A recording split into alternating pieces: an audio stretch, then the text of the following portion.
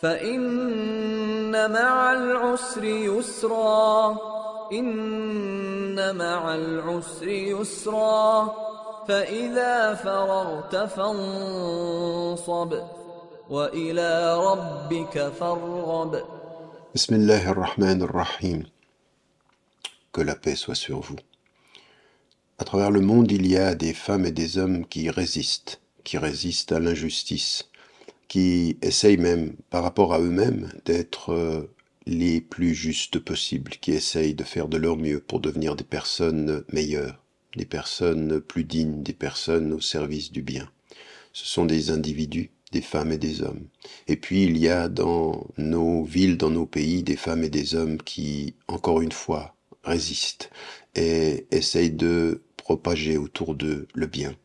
Et que ce soit par des petites actions qui sont presque invisibles, ici des maraudes, ici des dons, ici de la solidarité, et qui se battent pour la justice, pour le droit des femmes et des hommes à être respectés.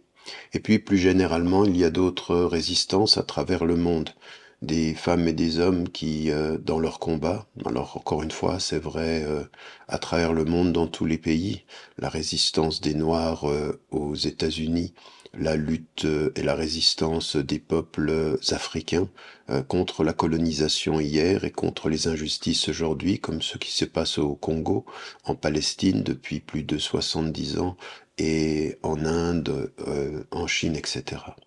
Ces résistances, elles sont les nôtres. Pourquoi?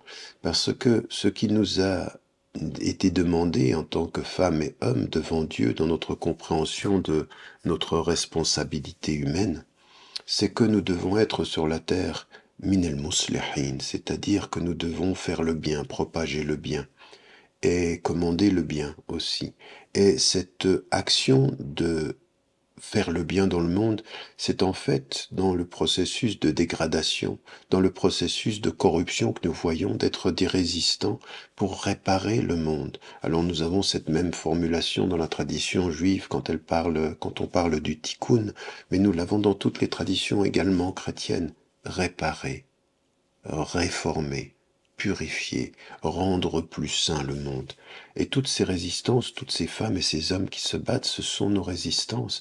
Et il faut savoir même que dans le Coran, on parle souvent du verset au début de Surat al-Rum, les Romains, Ghoulibat al-Rum, c'est-à-dire que les Byzantins ont été vaincus.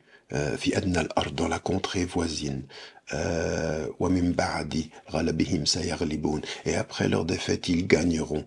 ويومئذ يفرح المؤمنون, les croyants seront contents. Qu'est-ce que ça veut dire?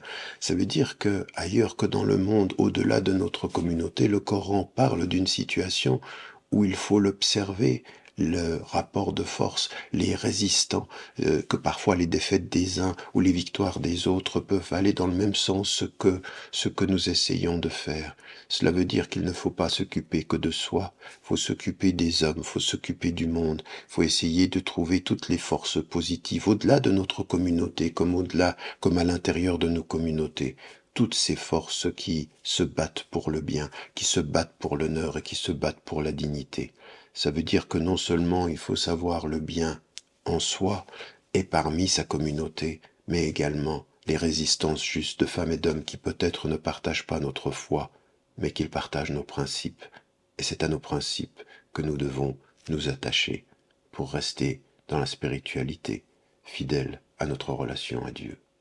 N'oubliez jamais de dire à ceux que vous aimez que vous les aimez. La vie est fragile. فإن مع العسر يسرا إن مع العسر يسرا فإذا فرغت فانصب وإلى ربك فارغب.